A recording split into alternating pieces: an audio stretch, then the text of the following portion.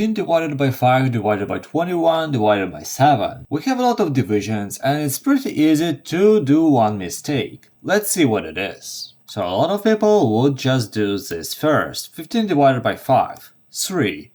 And by all means, that's correct. Then 21 divided by 7 also gives us 3. We get 3, 3.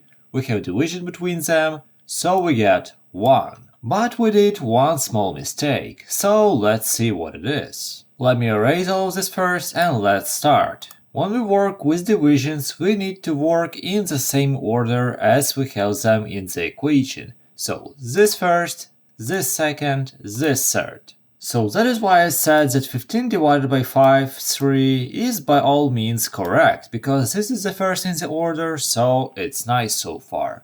But then divided by 21 and divided by 7 also needs to be done in the right order. So we first do 3 divided by 21 and then what we get we divide by 7, not vice versa. So maybe let's write all of this in the fraction form, because this will be easier to visualize. So in the first we get 3 divided by 21, so let's just rewrite this, 3 divided by 21. And then we get divided by 7, so let's leave it like that for now. Wait, if you like the explanation so far, please consider subscribing. Thank you! Now what we can do, we can rewrite this division as a multiplication. The only thing we need to do is to change the sign into multiplication and flip this fraction. Yes, that is a fraction, because we can divide anything by 1.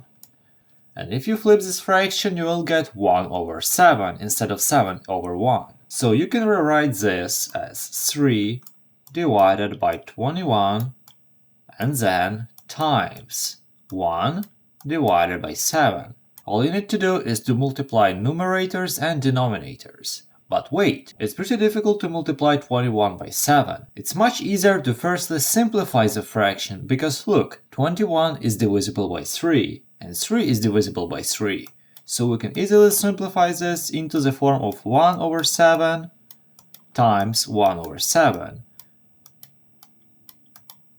And when you get this, now it's much easier. If we multiply numerators, we just get 1, and if we multiply denominators, we just get 49. And that is the final solution. 1 over 49. If you want to try some similar problems, I highly suggest you watching this one, because it has even more difficult fractions. But for now, have a nice day and Merry Christmas!